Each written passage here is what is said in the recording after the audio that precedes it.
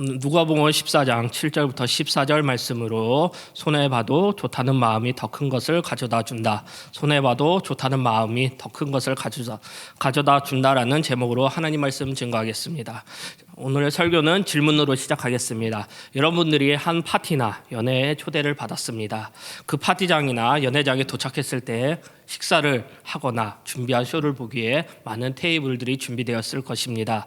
미리 자리가 배정되어 있는 경우는 그 자리에 앉지만 그렇지 않을 경우 여러분들은 어느 자리에 앉으셔서 파티나 연회를 참가하시겠습니까? 어떤 것이 지혜로운 선택일까요? 그러면 어느 자리가 가장 좋은 자리일까요? 몇 가지만 알려드리면 가장 좋은 자리가 자기 자리가 있을 경우는 자기 자리에 잘 앉으면 됩니다. 그렇지 않을 경우를 살펴보면 공연이나 쇼는 공간 가운데 테이블에 무대가 정면으로 보이는 곳에 앉으면 되고 회사나 협회 행사 같은 경우는 공연이나 쇼와 반대로 공간의 가운데 테이블에서 무대와 테이블을 등지고 앉으면 됩니다. 그리고 결혼식 같은 경우는 가장 좋은 자리는 신랑과 신부가 행진하는 웨딩 로드에 가까운 자리에 앉는 테이블이 가장 좋은 자리고, 그리고 직사각형 테이블이나 타원 테이블은 출입과 멀고 전망이 좋은 가운데 자리에 앉으면 되는 것입니다. 이 내용은 기본적인 테이블 매너에 속하는 내용입니다. 우리도 일상생활에서 경험하는 경우가 많이 있을 것입니다. 오늘 본문 말씀은 이와 같이 잔치의 초청에 대한 예수님의 비유의 말씀입니다. 말씀 보겠습니다. 누가복음 14장 1절부터 2절 말씀입니다. 1절입니다. 안식일에 예수께서 한 바리새인 지도자 집에 떡 잡숫으러 들어가시니 그들이 엿보고 있더라. 주의 앞에 수종든 한 사람이 있는지라. 예수님께서 안식일에 바리새인 지도자의 초대로 식사를 하러 가시고 있었습니다. 예수님께서 가시는 길 가운데 수종병 든 한 사람을 보게 됩니다. 안식일이지만 그 자리에서 예수님께서는 병든 자를 고치시고 율법 교사들과 바리새인들의 잘못을 깨우쳐 주십니다. 그 후에 식사 초대를 받으신 예수님께서는 이제 식탁에서 식사를 그들과 함께 하게 됩니다. 그리고 그들을 향해 다시 한번 비유로 예수님께서 말씀을 하고 계십니다. 예수님께서는 오늘 비유를 두 분류의 대상에게 말씀하고 있습니다. 첫 번째는 초청받은 사람들이고 두 번째는 초대한 주인에 대한 내용입니다. 더 나아가 첫 번째 대상은 율법 교사들과 바리새파 사람들이었고 두 번째 대상은 바리새파 지도자를 향한 것이었습니다. 결국은 그 자리에 있던 모든 사람을 대상으로 예수님께서 비유로 말씀하신 것입니다. 예수님은 식사의 자리에서 그들의 잘못됨을 알려주기 위해 비유로 이야기하십니다. 율법 교사들과 바리새인들의 잘못된 교훈과 가르침대로 살아가고 있습니다. 그들은 자신의 이익과 자기 과시의 사람들이었습니다. 이들이 모인 사회는 바로 이기적인 사회라 할 수 있을 것입니다. 이 세상은 많은 사람들이 이기적인 사회라고 말을 많이 합니다. 우리 성도님들이 서로 살아가면서 이기적인 모습들을 사회 곳곳에서, 단체에서, 공동체에서 만날 수 있을 것입니다. 이기적인 사람들, 이기적인 단체들, 이기적인 사회들 등이 여러분들이 봤을 것입니다. 왜 이기적이었을까요? 생각해보면 간단합니다. 이기적인 행동은 자기 자신의 이익과 관련되어 있습니다. 각자의 이익을 가지고 싶은 욕망이, 그리고 자신을 과시하고 싶은 욕망이 이기적인 모습을 가지게 되는 것입니다. 이런 이기적인 사회 속에서 우리 기독교인들이, 그리스도인들이 가져야 할 마음가짐과 태도는 무엇일까요? 그 답은 예수님의 말씀을 통해서 우리에게 알려주고 계십니다. 그리고 예수님께서 말씀으로 우리에게 직접 보여주고 계십니다. 2021년 시작하는 시점에 있습니다. 그리스도인으로서 꼭 필요한 삶의 자세가 있습니다. 먼저 우리가 이기적이고 자신이 우상되는 모습으로 살아서는 안 됩니다. 이기적이고 자기만 생각하는 이 사회에서 우리는 성숙된 그리스도인으로서 이 시대를 살아가야 합니다. 성숙된 그리스도인으로서 이 시대에 갖춰야 될 것은 무엇이 있을까요? 첫 번째입니다. 첫 번째는 겸손입니다. 지금 이 시대에 필요한 것은 겸손이라 생각합니다. 이기적인 모습 속에, 이기적인 사회 속에, 이기적인 공동체 속에 필요한 것도 겸손입니다. 성숙된 그리스도인이 우리에게 필요한 것은 겸손인 것입니다. 말씀 보겠습니다. 7절 말씀입니다. 청함을 받는 사람들이 높은 자리를 택함을 보시고 그들에게 비유로 말씀하여 이르시되, 당시 유대인의 식탁은 일반적으로 영어 알파벳 U자 모양이었습니다. 맨 아랫부분 가운데에 주인의 자리가 있습니다. 그리고 주인의 자리가 가까울수록 더 높은 자리고 좋은 자리였습니다. 보통은 미리 자리가 배정되어 있지만 때때로 자기 자리 선택이 손님의 재량으로 손님의 선택에 맡겨질 때도 있습니다. 오늘 본문이 그런 상황입니다. 청함을 받는 사람들이 높은 자리 택함을 보시고, 예수님께서는 바리새인들이 서로 자기들을 높은 자리에 가려고 하는 것을 보셨습니다. 서로 눈치 보고 있는 모습도 본 것입니다. 청함받는 사람들, 곧 바리새인들 속에는 서로가 다른 이보다 높다고 생각했을 것입니다. 이런 상황 속에서 예수님께서 그들을 보시고 말씀하셨습니다. 이들이 생각하는 것은 무엇일까요? 그 자리에 있던 바리새인들이 생각하는 건 무엇일까요? 나는 다른 사람보다 높다. 나는 좋은 자리에 앉을 자격이 있다. 나는 특별하니까 주인 옆에서 앉아도 된다라는 것일 것입니다. 이 모든 것에는 그들 안에는 자신들의 이익이 생각하고 있는 것입니다. 그리고 자신들을 과시하고 싶은 마음이 있는 것입니다. 그리고 나보다 못한 사람들이라는 교만이 있는 것입니다.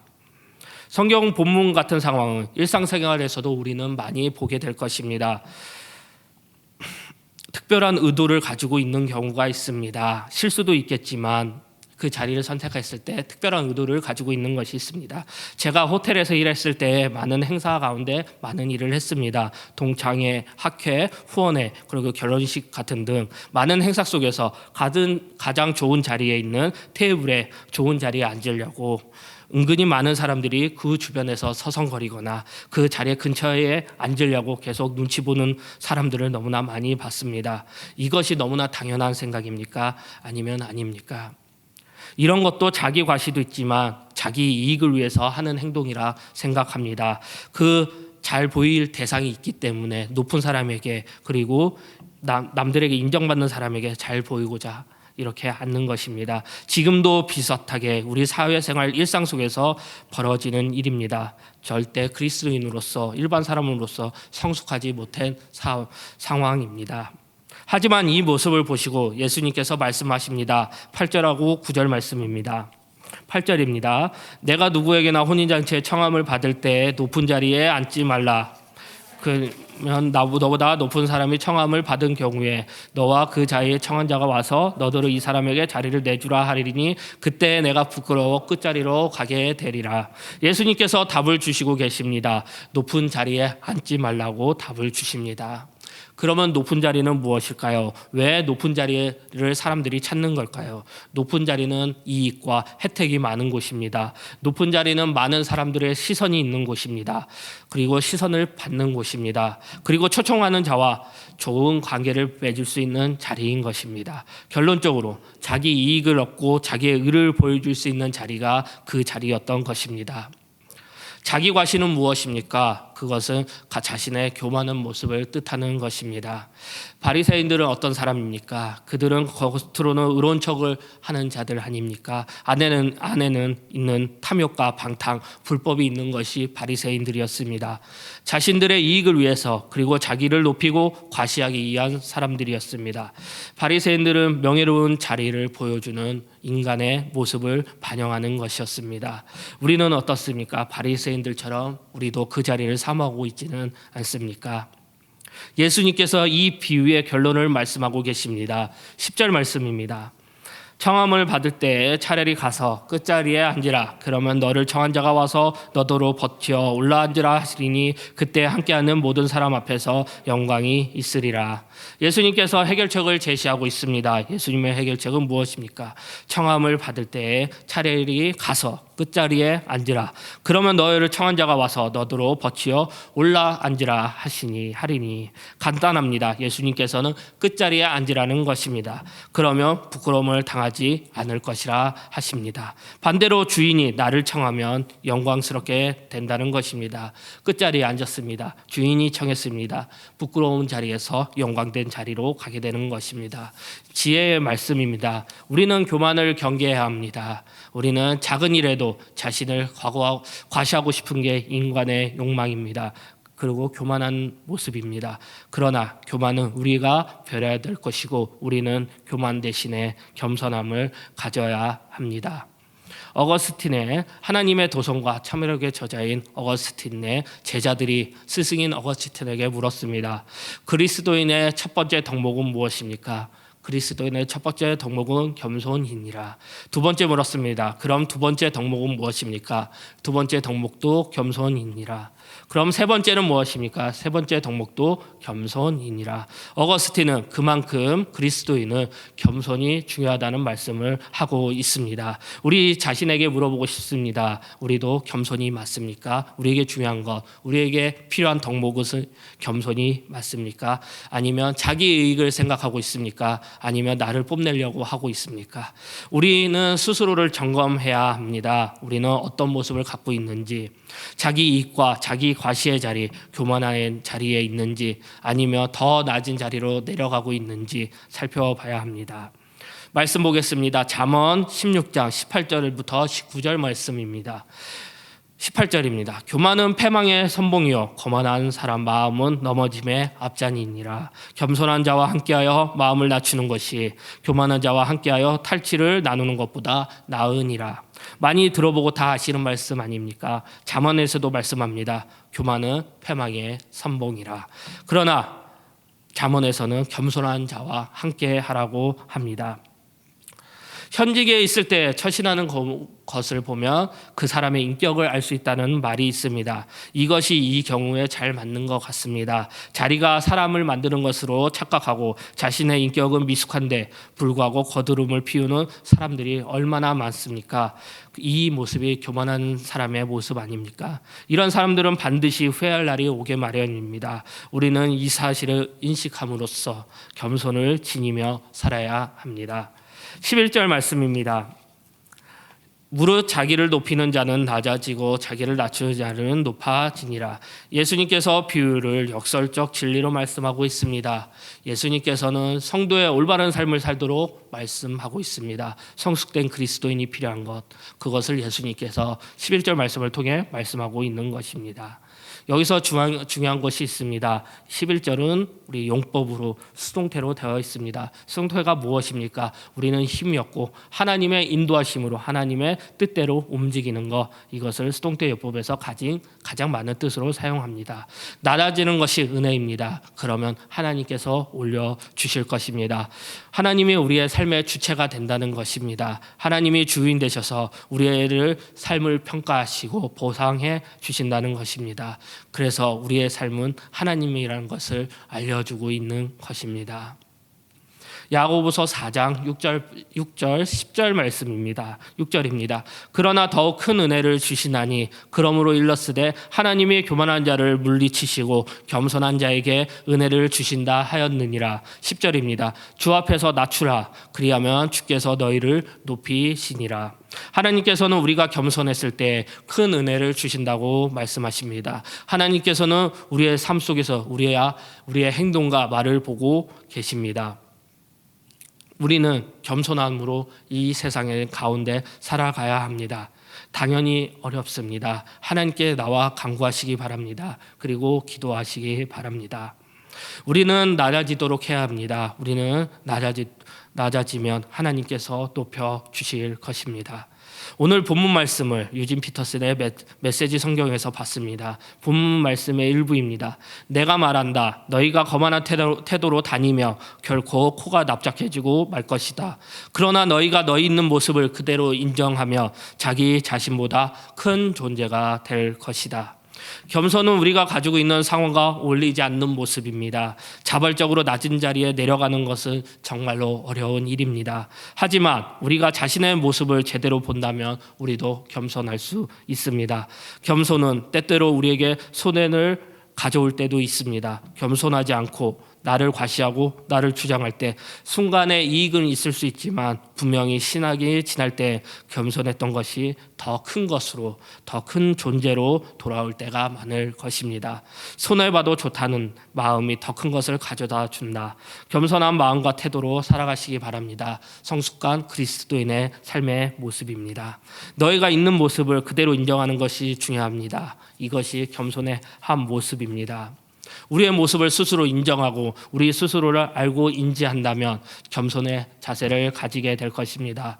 나를 정확히 아는 것이 겸손입니다. 겸손은 우리가 가지고 있는 성향과는 어울리지 않는 모습일 것입니다. 자발적으로 우리가 낮은 자리로 내려간다는 것은 정말 어려운 일입니다. 하지만 우리가 자신의 모습을, 우리의 모습을 제대로 본다면 겸손할 수 있습니다. 그렇다고 단순히 자신을 낮게 여긴다고 자기 비하에 빠지는 것은 겸손이 아닐 것입니다. 진정한 겸손은 크고 높은 하나님의 은혜 앞에서, 하나님 앞에서 한없이 작은 자신을 발견하고 스스로를 낮추는 것입니다. 그래서 겸손에는 제가 아니라 은혜가 필요합니다. 모든 것을 베풀어 주시는 그분 앞에서 나는 얼마나 아무것도 아닌 존재라는 사실에 감격하고 스스로 낮출 때 겸손해질 수 있습니다. 하나님의 은혜를 생각하시기 바랍니다. 하나님께 나가는 것이 낮아지는 것입니다. 그것이 겸손입니다. 우리가 보여주기 식의 행동이 아니라 은혜로 묵상하는 겸손의 자세를 갖추기 바랍니다. 당연히 우리는 부족합니다. 하나님의 은혜를 구해야 됩니다. 하나님 은혜 앞에 우리 스스로 자기 있는 모습을 봐야 합니다. 간구하시기 바랍니다. 겸손이라는 찬양의 일부입니다. 어떠한 자기 주장도 버리고 오직 모든 것을 주님 뜻에 맡기며 내가 강한 것이 아니라 주가 강함을 보여주는 것이 진정한 겸손이다. 성숙된 그리스도인이 되기 위해서 겸손의 자세를 가져야 합니다. 이기적인 세상에서 가장 중요한 것은 우리의 겸손입니다. 우리가 겸손했을 때 하나님께서 우리를 낮아짐에서 높아 주실 것입니다. 두 번째입니다. 모든 것을 잇는 태도입니다. 예수님께서 비유를 연속해서 이야기하십니다. 이번에는 앞의 비유와 대상을 다루는 관점이 다릅니다. 예수님께서는 앞의 비유와 다르게 이번에는 청함을 받는 자가 아니라 청함을 청하는 자에 대한 비유인 것입니다. 12절과 13절 말씀입니다. 또 자기를 청한 자가 이르시되 점시나 베풀거든 버시어 형제를 부하는 청하지 말라. 두렵건대 그 사람들이 도로 청하여 내게 갚음이 될까 하노라. 불거든 차라리 가난한 사람들과 몸 불편한 사람들과 저는 사람들과 맹인들을 청하라. 내가 점심이나 저녁이나 베풀거든 벗이나 형제나 친척이나 부한 이웃을 청하지 말라. 점심이나 저녁이든 그리고 우리가 식사 요청을 할 때나 형제나 친척이나 우리 가까운 이웃에게 식사 요청을 하지 말라는 것입니다. 그 이웃은 무엇입니까? 그 이웃은 갚음이 될까라는 것입니다. 선물을 줬습니다. 반드시 선물을 받아야 한다는 태도입니다. 그리고 파티에 초대를 했습니다. 그리고 반드시 파티에 초대해야 나는 초대를 받아야 한다는 태도, 그 태도를 말하는 것입니다. 이 비유가 말하는 것이 무엇입니까? 잔치를 열거나 식사를 초대할 때 다시 초대를 받으려고 하지 말라는 것입니다. 더 나아가 내가 베풀었으니 그만큼 받아야 한다는 그 생각을 버리라는 것입니다. 결혼식이든 장례식이든 돌잔치든 회갑잔치든 부조금이나 조의금을 낼 때 무슨 생각을 하십니까? 참 어렵지 않습니까? 인간의 부족함을 알 수 있는 것입니다. 내가 이만큼 냈으니 다음에는 이만큼 받아야 한다. 우리는 미리 계산합니다. 이것을 이 사람에게 주면 나한테 무엇이 돌아올까? 어떤 이익이 있을까? 내가 저 사람을 도와주면 저 사람은 반드시 나를 도움을 줄까? 생각할 것입니다. 그리고 수고하거나 번거로운 일을 우리는 아예 자체를 안 하려고 할 것입니다. 계속해서 13절 말씀 다시 보겠습니다. 잔치를 베풀거든 차라리 가난한 자들과 몸이 불편한 자들과 전잘과 맹인들을 청하라. 잔치를 베풀거나 식사를 초대할 때 예수님께서 답을 주고 알려주십니다. 차라리 가난한 자들과 몸 불편한 자들과 저는 자들과 맹인을 청하라. 잔치의 자리에 가난한 자들과 몸 불편한 자들과 저는 자들과 맹인을 초대하라는 것입니다. 그들은 약자입니다. 그리고 그들은 평생의 잔치를 참여할 수 없는 자들이었습니다. 그리고 그들에게서는 다시 받을 수 없는 자들이었습니다. 이 비유의 중요한 것은 무엇입니까? 이 비유가 말하는 것은 무엇입니까? 그것은 청환자의 공로의식을 버리라는 것, 다시 받겠다는 보상 심리를 버리라는 것입니다. 우리는 먼저 낮은 곳으로 가야 합니다. 더 나아가 돌려받을 수 없는 사람이 되어야 합니다. 우리는 질식된 사랑의 마음으로 그냥 섬겨야 하는 것입니다. 하나님의 은혜를 구해야 합니다. 하나님의 은혜가 우리의 사랑의 마음을 나오게 합니다. 은혜가 마르며 바리새인과 율법주의자가 되는 것입니다. 그래서 보상 심리를 생각하고 공로의식을 생각하게 될 것입니다. 그러면 왜 잔치를 열까요? 자신의 위치를 보여주고 확인시켜 주려고 하는 것입니다. 그것은 나 자신을 위한 마음에서 우러나오는 모습입니다. 잔치를 열게 되었을 때 나의 이익과 나의 인기 이런 것을 생각하기 때문에 잔치를 연 것입니다. 무엇을 바라고 보상을 바라는 것은 사랑의 마음에서 나온 것이 아닙니다. 잔치를 열거나 식사를 초대할 때 우리는 먼저 잊으시기 바랍니다. 받을 거를 생각하지 마시기 바랍니다. 그냥 하시기 바랍니다. 있는 마음 그냥 하는 것이 성숙된 그리스도인의 삶의 모습인 것입니다. 14절 말씀입니다. 14절입니다. 그리하면 그들이 갚을 것이 없으므로 내가 복이 되리니 이는 의인의 부활에서 내가 갚음을 받겠음이라 하시더라. 예수님께서 말씀하십니다. 이는 의인의 부활 시에 내가 갚음을 받았겠음이라 하시더라. 하나님께서는 우리의 모습을 보고 계십니다. 하나님께서는 심판의 때에 큰 복으로 우리를 갚아주신다 말씀하십니다. 우리의 모습은 어떻습니까? 우리가 잔치를 열었다 생각하겠습니다. 어떻게 하실 것입니까? 우리는 어떻게 행동하실 것입니까? 아니면 먼저 받을 것을 생각하고 파티를 열 것입니까? 아니면 받지 않고 그냥 잔치를 열 것입니까? 산상수훈에 예수님의 말씀이 있습니다. 마태복음 6장 2절부터 4절 말씀입니다. 그러므로 구제할 때 예숙하는 자가 사람에게서 영광을 받으려고 회당과 거리에서는 하는 것 같이 너희 앞에 나팔을 불지 말라. 진실로 너희에게 이르노니 그들은 자기 상을 이미 받았으니라. 너는 구제할 때 오른손이 하는 것을 왼손이 모르게 하여 내 구제함을 은밀하게 하라. 은밀한 중에 보시는 너의 아버지께서 갚으시리라. 하나님께서는 우리의 상을 미리 예비하셨다 하십니다. 우리의 삶은 어떤 모습입니까? 정말 상을 받을 수 있는 자들의 모습입니까? 하나님 나라의 법도는 이러합니다. 사람이 보답을 받기 위해서 주는 자는 아무런 보답을 받지 못하지만 보답 같은 것을 생각하지 않고 주는 자는 반드시 보답을 받으리라는 사실, 이것은 정말 안 좋은 모습일 것입니다. 그리고 우리는 이 모든 사실을 모르게 행동하고 있을 것입니다. 우리는 모든 것을 잊고 그냥 하나님이 주시는 복을 믿고 그냥 행동하면 됩니다. 사람에게 알려고 행동하는 것이 아닙니다. 보이는 행동만 해서는 안 되는 것입니다. 잊으라는 것, 이 모든 것이 하나님이 보고 계시기 때문입니다. 세상을 이기지 못하는 사람들이라는 책이 있습니다. 그 책에서 서성평 선교사의 이야기가 있습니다. 서성평 선교사는 서성평의 이름으로 조선에서 버림받고 병든 자를 돌보다가 한국에서 생을 마친 선교사입니다. 서성평의 전기를 쓴 양참선 교수는 서성평에 대해 어떻게 말했냐? 자신에 대해 얼마나 검소했고 가난한 사람들을 위해 얼마나 간대했는지를 이렇게 정리했습니다. 가난하는 자를 위해 서성평 선교사님 구활동을 많이 했다. 결코 풍족한 생활에서 한 것이 아니라 동료 선교사들은 선교사 하루 식대가 3원인데 반해 서성평 선교사의 하루 식대는 언제나 10전이었다. 다른 선교사의 생활비의 3분의 1로 하루하루 자신의 목숨만 근근히 버텨온 선교사님이었습니다. 결국 그는 영양실조에 걸릴 수밖에 없었습니다.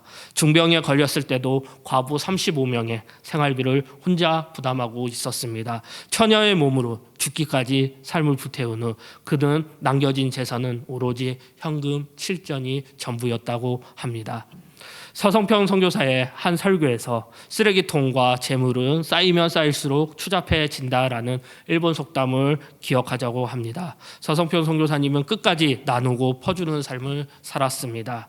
그가 덮었던 마지막 담요까지도 반으로 잘라 반은 자기 시신에 덮는 데 쓰이고 반은 다리 밑에서 춥게 자는 사람들에게 나눠줬다고 합니다. 130일간의 투병을 마치고 서성평 선교사가 남긴 유언의 말씀입니다.